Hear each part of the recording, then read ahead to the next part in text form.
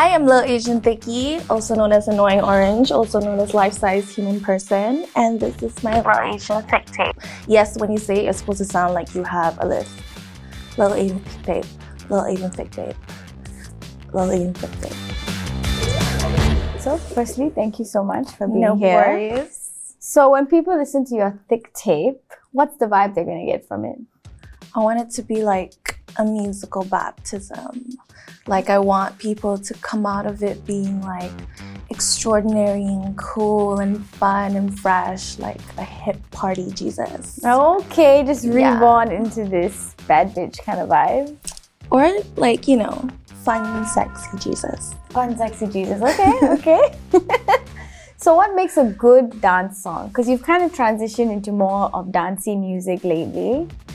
Alcohol. Or like a drum pattern, like a good drum pattern.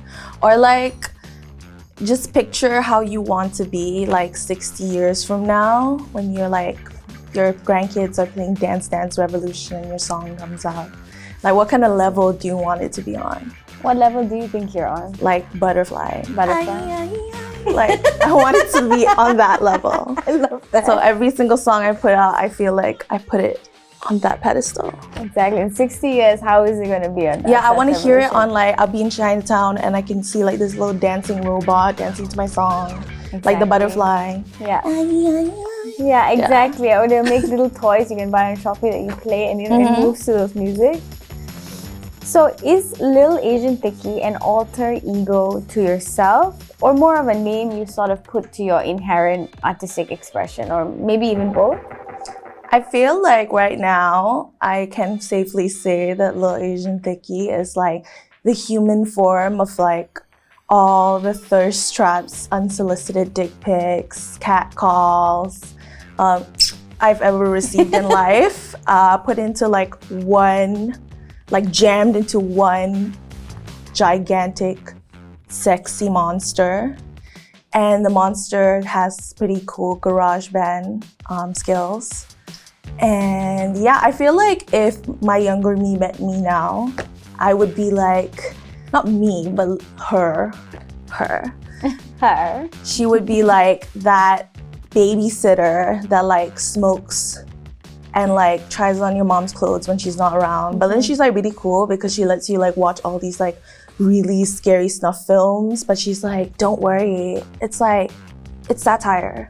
And you're like, yeah. And also like, she tells you like, do not let boys pressure you to do anything. And you're like, wow, even though you're like a really dorky kid. Yeah, I feel like she's like my roommate, but she sucks because she doesn't pay rent. Yeah. And like, I have to do everything, so it's like, that's where I'm at with her right now. How did you come up with Lil Asian Thiccie? There was this girl that now I found out like she used to be addicted to heroin. She was like really big on like Twitter and IG, and her name was like Lil something something, and I just thought it was like real fun. Yeah. And I also think like Lil Asian Thiccie is like a perfect summary of me in like 3 words. Small Asian fat fuck. Yeah. I used to have that as my SoundCloud bio, and then my manager was like, please change it. And I was like, but it's just so me, and it's SoundCloud. But that was like when she was trying to like get me like, you know, jobs that were paying, and nobody wants to hire somebody who was like fat fuck in like their bio. We need to change that. We need to... Yeah, fat fuck. Like, fuck. Sometimes fat we fuck. are just fat fucks. Yeah, literally like I started saying fat and using fat just so, you know, it's like just a word. It's just a word. Yeah, it's a fun word. It's a fun word, Fat. I think, when you can reclaim it and like not use it in the way that people like, not even perceive it negatively. It's just fun. Also, like it's fun to say fat, fat, fatty, fatty, fat, fat, fatty. Hey, fatty. Like, You're right. right? You're so right. I know. So what's the best part of being, you know, an artist in general in the Malaysian music scene, or maybe even more specifically like a female artist in the Malaysian music scene? I love being a female artist. Yeah, I love only being grouped with women. Yeah, so great. Wow, vagina. It's great. But do you feel like a lot of people just kind of like feel like she's a female artist, just not just like an artist? I feel like honestly, for me, a lot of people just see like my Instagram more. Like I personally feel like a lot of people think that like, oh, I do music and like, oh, you have a day job? And I'm like, yeah, do I look like I want to be poor? Damn. Like, you know? Yeah. Because like, honestly, my problem as it is people don't really see me as an artist most of the time, other than like, I love Get Money. And like, great, thank you for loving Get Money, but like, I'm more than that.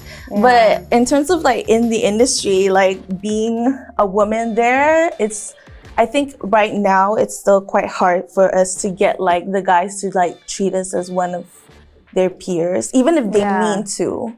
It's just like they're not enough of us, or not enough dope ones of us, or that they think or that they perceive. So that's tiring. But honestly, like the best advice to give, like to be like a female in like any industry, is just like to think you're dope. And you do dope things. Yeah. And I got that from like, I was reading out this article and like Dave Chappelle was like, oh, Kanye was like on my show, and Kanye like had to pick up this phone call. And he was like, yeah, hey, what? I'm on the Dave Chappelle, I'm on set with Dave Chappelle. And he was like, because my life is dope and I do dope shit. Like that is how you should just like enter anything. Yeah. And especially as a woman. And I think even though we don't want to like kind of be like, oh, she's a woman or whatever, I think that just inherently being a woman in this industry, like what you see, you just have to own it, you just have to do it because you're one of very few. Yeah, and like I just personally feel like, yeah, it's kind of tiring that people only ask women like, how does it feel to be a woman? But it's like you, at some extent, you kind of have to keep talking about that. Yeah. Because nothing is changing. Yeah. It's all the same. Yeah. Nothing is changing. It may look different, but nothing has really changed. Yeah. No. So how do you feel like you've transitioned as an artist? You kind of started more on the hip hop side and then moved to more of a hyper pop. Was that like a gradual evolution, or did you one day say, you know what, I want to change my sound? I just started liking really cool music. So I wanted to be cool and I wanted to do dope shit. And I'm not saying hip hop is not cool. I was just like, I started listening to different kinds of music. But I think like this year, I'm like starting to find like that good middle. And now I just make music. Just music. Just make music. Like you don't have a genre that you would say defines you? Yeah, I just feel like, you know, it's like being a Leo and then knowing your birth chart. Are you a Leo? Yeah, obviously. It's like at first you know your sun sign and then you find out what a birth chart is and then you get really annoying, but then you make peace with it and you're not that kind of. What's your big three? My big three is Leo, Sun, Libra, Moon, Sagittarius rising, but I don't cheat. Sagittarius. No, but I feel like Sagittarius have a theatricality about them, which I really, really love. I know a lot of them are cheaters, so. But they're fun. They're like, I always like to categorize like the fire signs as like, Leo is a diet Aries and Sagittarius is a diet Leo. Huh. Yeah. Never. But everyone just hates Leos because like, you're such attention whore. So I'm like, but why are you watching? Why are you watching? Emily Radakowski once, she said on an interview, she was like, people keep telling me I'm doing things for attention, and she was like, what's wrong with wanting attention? Yeah. Also, she looks like Kendall Jenner with like big boobs. Yeah, I used to like not be able to tell the difference between her and Kendall. So you said you started listening to good music, really good music, which is why you transitioned your sound a little bit. What was the music that kind of got you to transition? It's like if you take a PC and you drop it from 16 floors, and then you record it by only an 8-bit. That's the kind of music. And then in the back you hear someone like, in auto-tune, and then it just fades, super reverb, super, yeah. Just like music that like taught me that music doesn't have to be so structured. Because like classic, because like I used to like put a lot of pressure because I like writing my own shit, and like when it comes to writing, I used to always just like fit a structure because there's like a chemistry and like a formula to writing. You know, it's actually really easy to write a good song, but it's also really hard to write a good song. But like if you want it to slap the way it should slap, there's like a formula. But like listening to like music from people who don't necessarily play instruments, like right now I think my instrument is auto-tune. Yeah. honestly, autotune is an instrument, and like that's like the lessons you learn from like listening to different kinds of music. Yeah. And I feel like now even like poppin', cool, hip hop, like they have like a new way of doing things, and it's infused with like the same waves that I'm going through, which is really cool. So it's like validation. It's like society's being like, yeah, look, everybody's like writing like you're there, and I'm like, I'm the shit. Because hyperpop, I feel like is coming. It's really kind of like having a resurgence. Yeah. Right now. Also, like it's just cool because I think hyperpop has like very deep Chinese influences. Like we've been on that ish. Like we've been like this is KTV culture. This is like that's true. Yeah, that's true. So I feel like honestly, all these white bitches need to step off because like this is the song of my people. You know, the Qing dynasty. Like these are the bricks that we've laid down for us to, you know, vibe with the sounds of. Yeah. I love that. So, what was your first ever favorite song? Oh my god, Do you remember? The song that made me like appreciate music, like, and know that music was a beautiful thing was Belly Dancer by Akon. Like I first heard that song and I was like, oh my god, it was like a life-changing moment. I used to be like this shy, introverted, like chubby girl, and I used to like, or when it would come on the radio, I would be like, and my mom, she used to like. She was kind of a bully, so she would be like, oh, why are you dancing? You're dancing to such like a Xiao song. And I'd be like, oh my god, no, that sounds gross. It's so gross.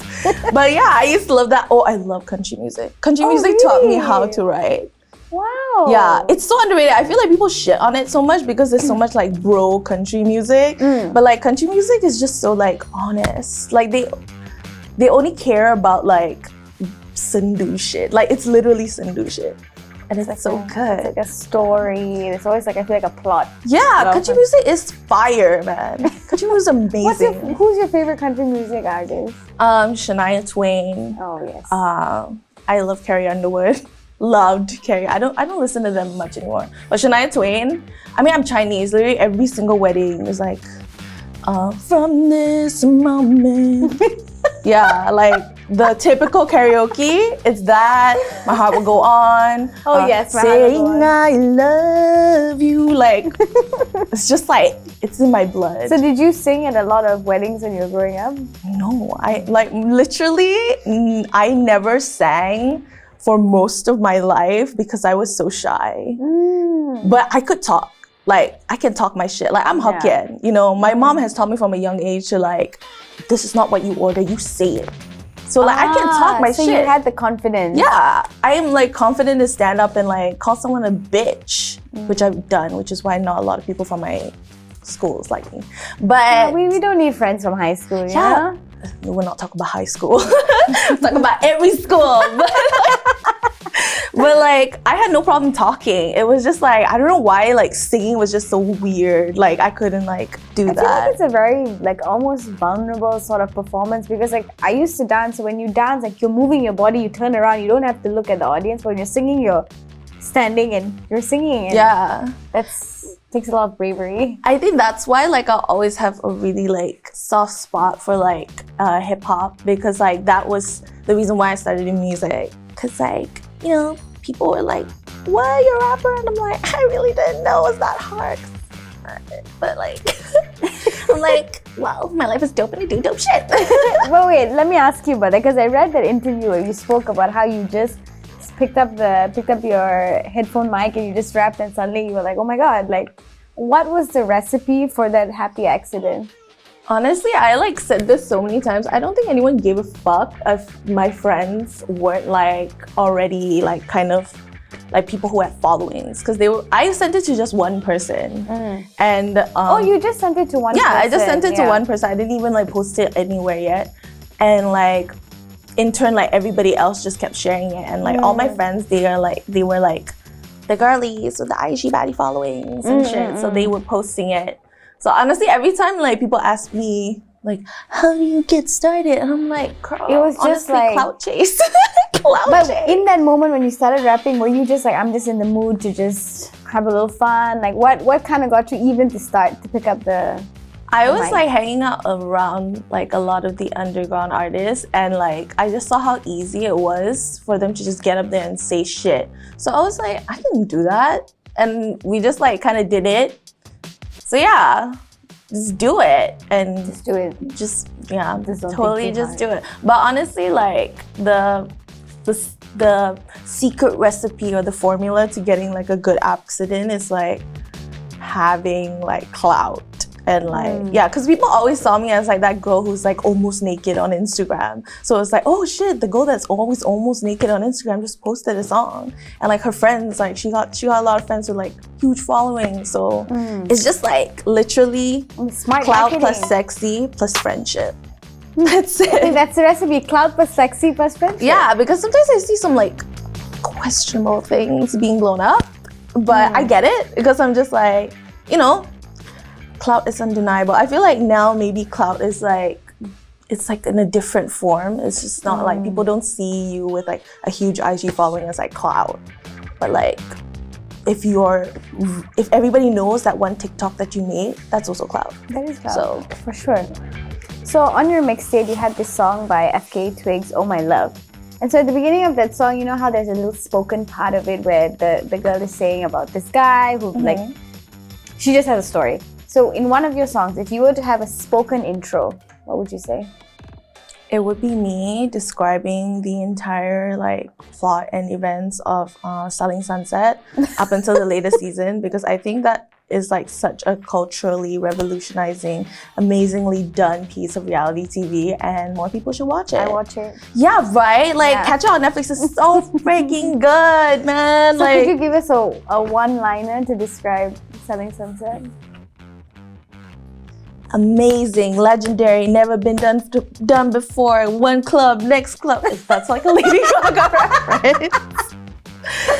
It's just like on a plane, on a bus. yeah, one club, next club, other club. It's just like you had to have been there. Like, it's amazing. It's just like, wow. It is quite the show. It really is. I feel like reality TV gets shat on so much. I love it. I love reality TV. Which character do you resonate most with on Selling Sunset? Oh, the dogs. Oh, The dogs. The dogs always. Like, literally. the people there, they're insane. I love Christine. I don't care how problematic or like how mean I really don't care. Like, she's just like, We love a good villain. yeah. Also, like, I feel like if I were one of my dreams is to be on a reality TV show, because I would give such good reality TV. Like, I think you would. yeah. It just sucks that I feel like I'll never be on one. But like, I Never swear. say never, girl. Right? You don't know. But like, I would be a Christine, and You'd I be don't care. Christine? Yeah, because like Christine is like iconic. Like, she's just amazing, dresses well, fucking insane. An unapologetic bitch, honestly. Yeah, she's like really crazy. Like, especially Yeah. this season, like she really is showing her like loony toony side. But like, I just resonate Like with her. living for it. Yeah, but I'm like so in love with Krisha. I think she's the most beautiful woman I've ever seen. Yeah, she's gorgeous. Yeah, she's. So, have you ever made a mixtape for someone? Yeah, the last mixtape I made was in high school to my first boyfriend, and he was a Justin Bieber fan. No, he wasn't even a Justin Bieber fan. He was like, he wanted to be him. Ah, yes, at that age, the boys with the bangs. Yeah, but he was 16 at this point. Like, come on, let's grow up. Even I didn't like Justin Bieber at that point. But like, yeah, he was a Leo, I was a Leo, didn't really work Oh, out. 2 Leos. Does it work? No, Can it work? I've tried it twice, so no.